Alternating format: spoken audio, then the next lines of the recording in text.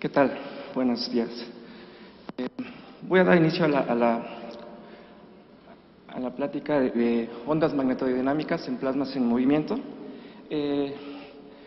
La idea, pues, de esta temática de bastante interés en el estudio de, pues, la física espacial, lo que tiene que ver con los mecanismos o los plasmas a nivel de laboratorio, y por supuesto en el área de las telecomunicaciones, que es en el sector en la cual pues me he formado fundamentalmente.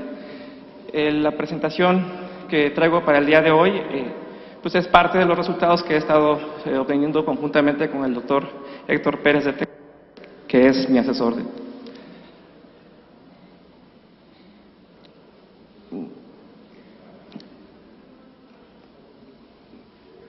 La siguiente, por favor. Bien, generalmente cuando el tratamiento clásico que se hace a las ondas MHD en el contexto de la física de plasmas, generalmente se asume o se supone que el plasma está en movimiento, pero el observador mueve conjuntamente o paralelamente al plasma. En ese sentido, pues el tratamiento clásico que se hace en los fluidos MHD de conductividad infinita parte de un sistema de ecuaciones principalmente formados por las ecuaciones de Maxwell y la ecuación de continuidad, la ecuación de momento y lo que se conoce en la física de plasmas como la ley de Ohm generalizada y una ecuación de estado para cerrar el sistema. La siguiente, por favor. La siguiente. Generalmente ese es el punto de partida.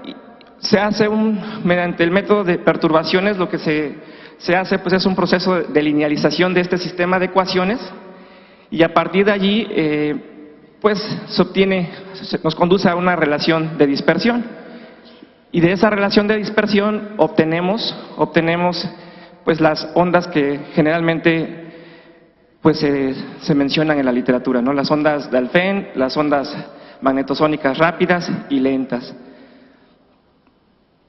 Pasamos al siguiente, por favor.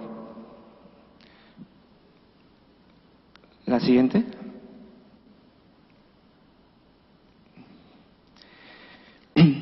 Y en ese proceso de linealización, con el propósito pues de encontrar o de buscar soluciones monocromáticas o de ondas monocromáticas, se establecen que los parámetros de perturbación tienen una forma, un carácter fasorial,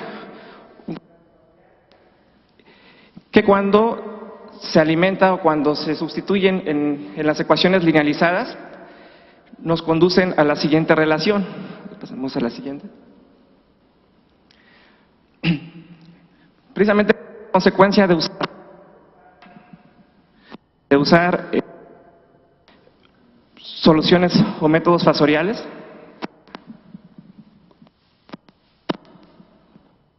nos conducen a el sistema que se denota ahí con la ecuación número 3. Y aquí ya está en una forma linealizada, entonces el siguiente proceso fue desacoplar este sistema de ecuaciones. Siguiente, por favor. Entonces, ese desacople del sistema de ecuaciones nos conduce a la relación de dispersión que aquí lo estoy mostrando con la ecuación número 4. Y para resolverlo sin perder generalidad, lo que hacemos es fijar una de las variables, en este caso el campo magnético, y planteamos este marco de referencia con el propósito pues de hallar una relación de dispersión en forma escalar, en donde aquí estamos suponiendo que el campo magnético impuesto va a estar en la dirección z. El vector de onda, el vector de propagación, va a tener componentes en la dirección x y z, y el vector o el fasor de velocidad puede tener libertad de tener componentes en la dirección UX, en la dirección Y o en la dirección Z. La siguiente, por favor.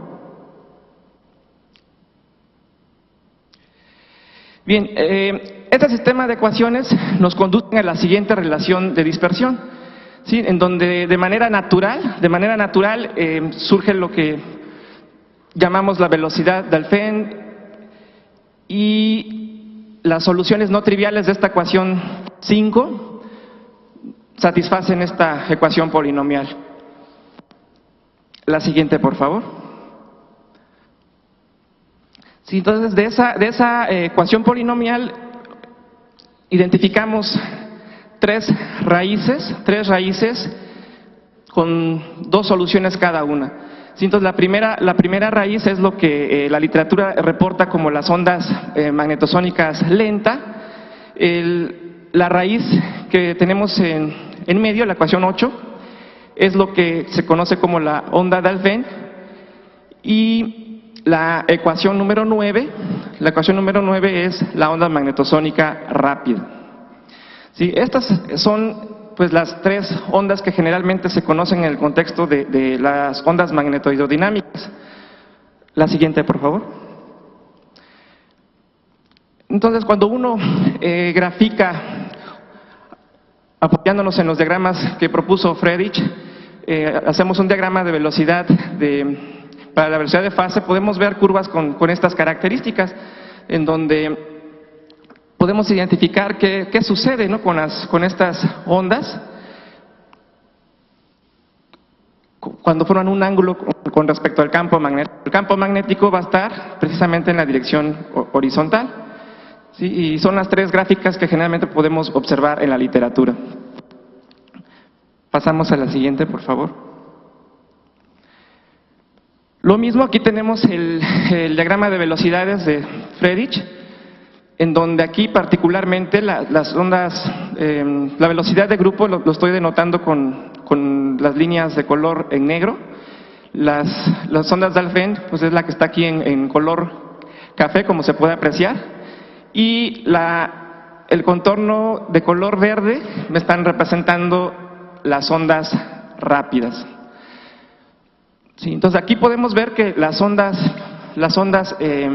lentas, la velocidad de grupo que tienen, pues manifiestan pues una alta anisotropía en ángulos muy próximos al campo magnético, en ángulos casi paralelos, ¿no?, al campo magnético. Y aquí tenemos las dos condiciones. Cuando la velocidad de Alfvén es mayor que la velocidad del sonido, tenemos la siguiente gráfica, en donde la velocidad del sonido es mayor a la velocidad de Alfvén. Pasamos a la siguiente, por favor. Bien, las gráficas que presenté anteriormente, pues es lo que generalmente se va a encontrar, pues, como les mencioné, en la literatura clásica, que tiene que ver con las ondas magnetohidrodinámicas. El propósito de este trabajo fue ahora estudiar qué ocurre cuando ponemos a un observador en una posición fija y observamos al plasma en movimiento. Esa es la propuesta, pues, que se tiene. Y en ese sentido, pues, el punto de partida es proponer en las perturbaciones, pues, un parámetro en estado de equilibrio. ¿Podemos pasar a la siguiente, por favor?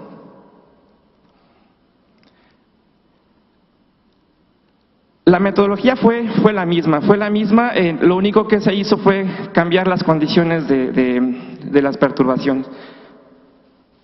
Creo que ya se trabó.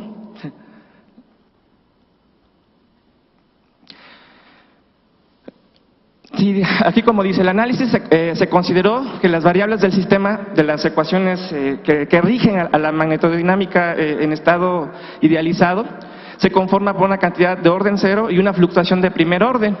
¿Sí? Entonces aquí introducimos este vector U0 que me va a estar representando, pues la velocidad del flujo de plasma. Y este vector de velocidad va a ser en la dirección del campo magnético. ¿Sí? La siguiente, por favor.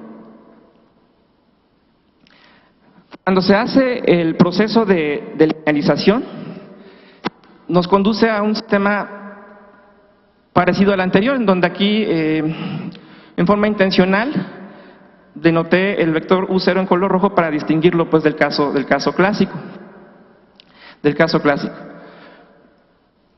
La siguiente. Y siguiendo pues el mismo orden de ideas,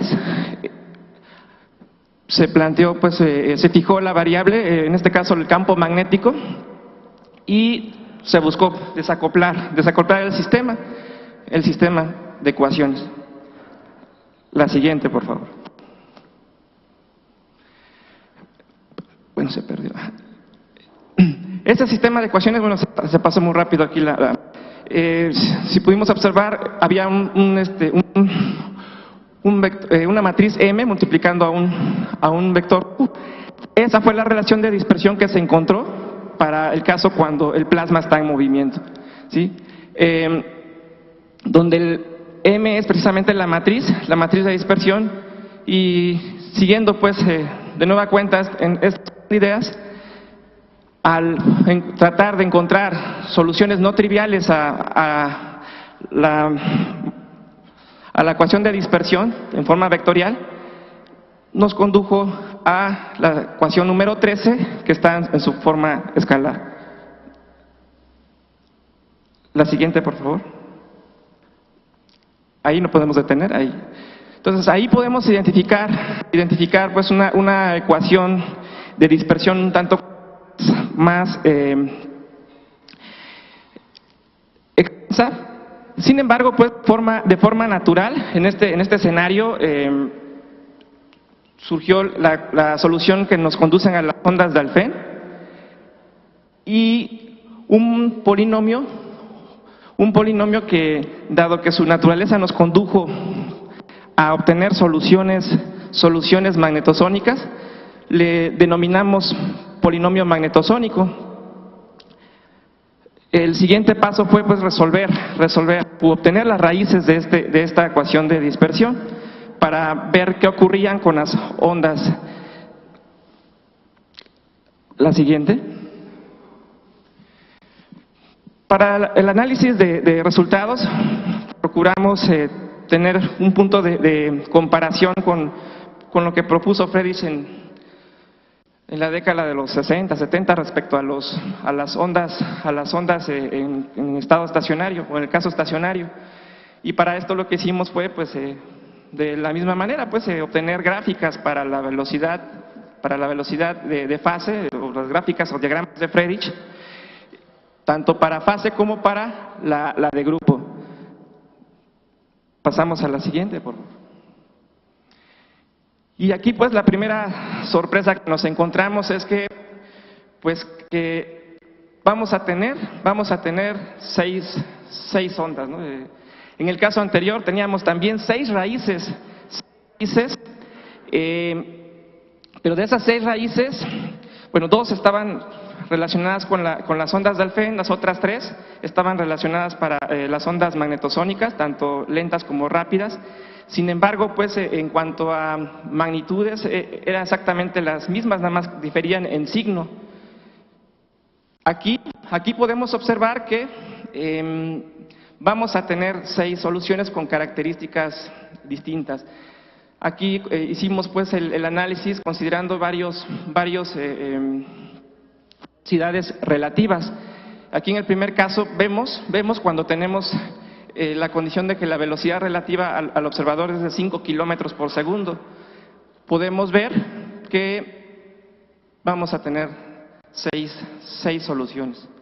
Entonces las líneas continuas me están representando ondas rápidas, las líneas discontinuas pues están representando las ondas nuevas que están surgiendo, las líneas punteadas, ¿sí? Y de la misma manera, ¿no? Las ondas en color verde, o sea, las líneas de color verde me están representando las ondas rápidas, las ondas lentas me están representando las líneas que están coloreadas de color rosa, ¿no se ve así?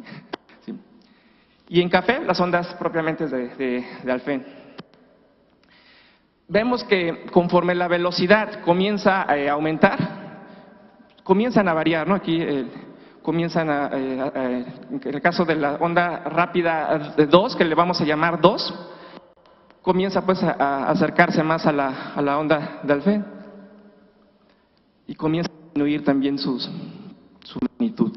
¿Sí? Entonces aquí este diagrama, la lectura que se le da es, trazamos un radiovector del centro pues hacia el exterior, y cada punto de ese lugar geométrico que me está generando estos diagramas de Friedrich me están representando puntos de velocidad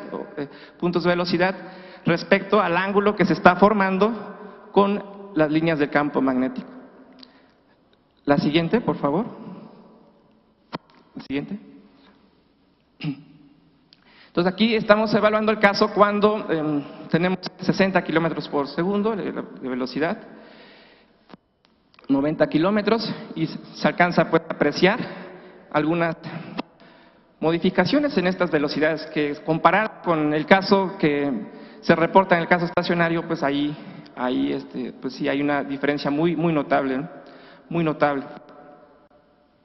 La siguiente, por favor. Aquí es a 120 a 160 kilómetros por segundo. Pasamos a la siguiente, por favor.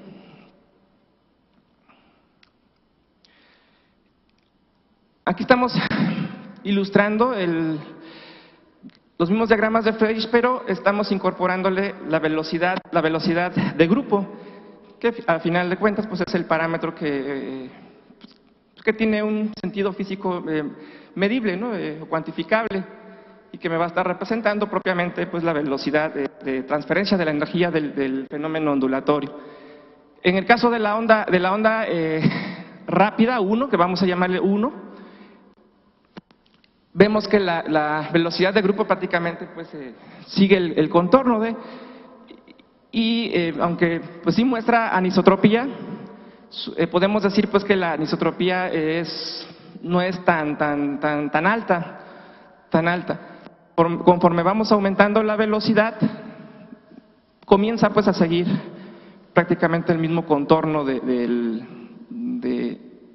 la velocidad, de su velocidad de fase. Pasamos a la siguiente. Ahí aumentamos de 60 a 120 kilómetros y vemos que la velocidad de grupo pues prácticamente se va manteniendo constante, ¿no? Más bien va siguiendo el contorno, porque sí cambia, va a cambiar obviamente en función de la velocidad, de su velocidad de fase, pero va tendiendo pues a mantener el mismo comportamiento respecto al contorno que está describiendo su velocidad de fase. Pasamos a la siguiente, por favor. Aquí estamos observando podemos observar lo que ocurre con la onda rápida 2 que se genera. Prácticamente pues tenemos un comportamiento parecido, aunque sí va a sufrir ciertas deformaciones en la medida en que la velocidad del plasma pues comienza a incrementar. Pasamos a la siguiente, por favor. Aquí, por ejemplo, podemos ver qué ocurre en 120 kilómetros por segundo. Podemos ver que la velocidad de grupo de la onda rápida 2, pues comienza a aumentar también sus niveles de anisotropía. Y generalmente pues esa es la tendencia que comienza a manifestar en la medida en que la velocidad de fase, pues la velocidad relativa comienza a aumentar. Podemos pasar a la siguiente, por favor. Sí. Con respecto a la onda lenta 2, si recordarán, en el diagrama de Friedrich para el caso estacionario podríamos observar dos triángulos opuestos.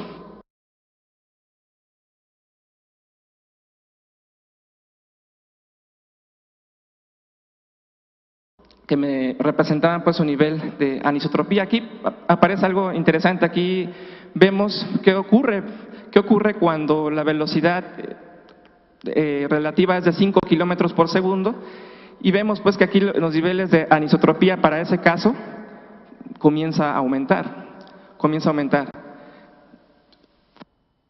en bajas velocidades, porque aquí ya en 30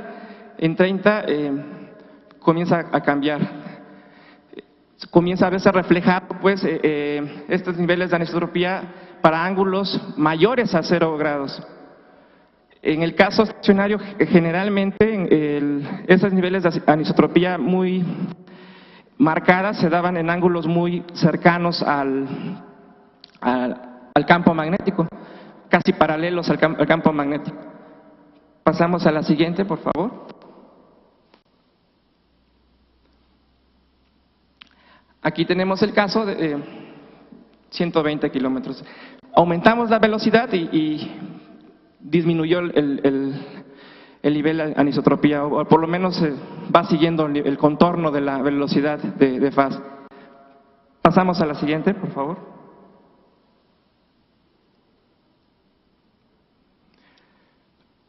Para la onda lenta 2, pasamos a la siguiente de una vez para cuestión. Vemos que su velocidad de grupo también manifiesta propiedades ligeramente cambiantes respecto a la onda lenta 1, en donde también aquí en los ángulos muy próximos o casi paralelos al campo magnético, pues ahí también hay un nivel importante de anisotropía. Podemos pasar a la siguiente. Por cuestiones de tiempo, pues igual nos dirigimos a una pequeña animación que tengo para poder ver ahí la tendencia que se da respecto a los cambios de la velocidad de grupo con respecto a la velocidad relativa. La siguiente, por favor. La siguiente. Ahí. Aquí le podemos dar el caso de la onda lenta rápida 1. Ahí lo que hicimos fue una animación de 5 kilómetros por segundo hasta 100. Ese es el patrón que fue describiendo, ¿no? Pasamos a la siguiente. Aquí podemos observar el caso para la onda rápida 2. Pasamos, le damos play, por favor.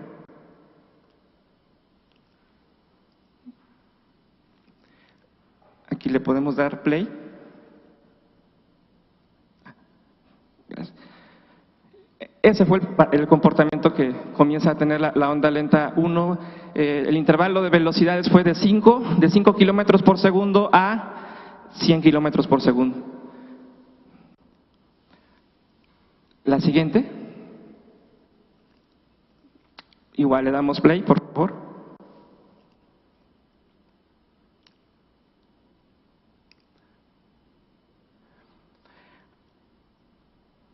De la misma manera, aquí observemos que va a haber un punto en donde desaparece y luego vuelve a aparecer. Ese punto se dio precisamente cuando la velocidad relativa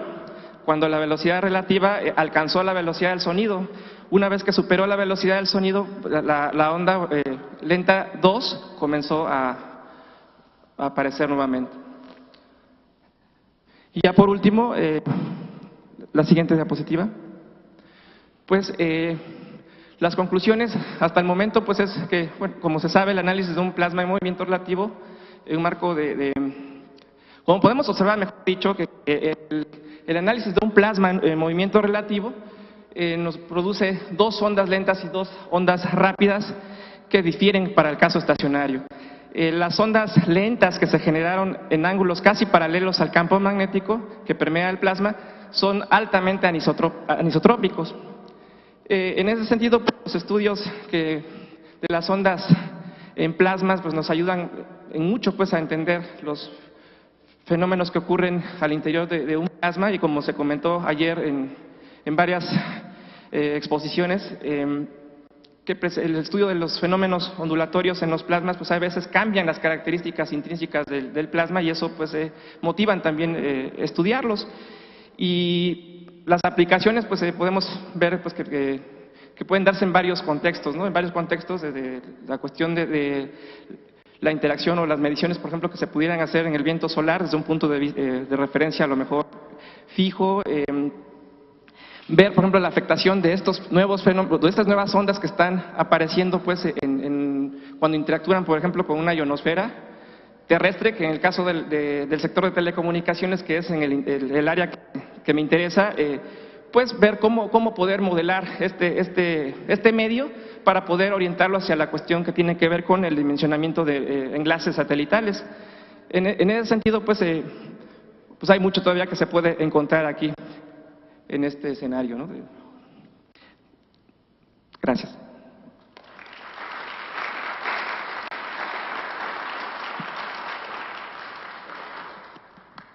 Ok, ¿hay alguna pregunta? Sí, yo quería hacerte una pregunta que entiendo algo compleja, ¿no? Porque todavía queda mucho por hacer en magnetohidrodinámica, pero permíteme contextualizarla en el contexto de las estrellas, como el Sol. ¿Puedes comentarnos algo acerca de las ondas Alfvén como posible contribuyente de transporte de energía para calentar la corona hasta esas temperaturas tan altas de más de 1 millón de grados?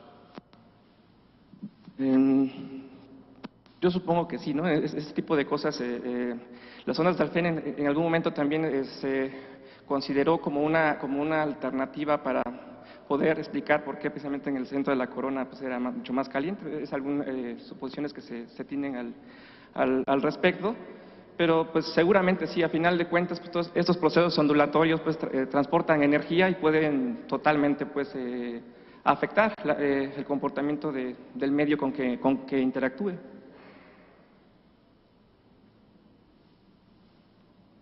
Otra pregunta.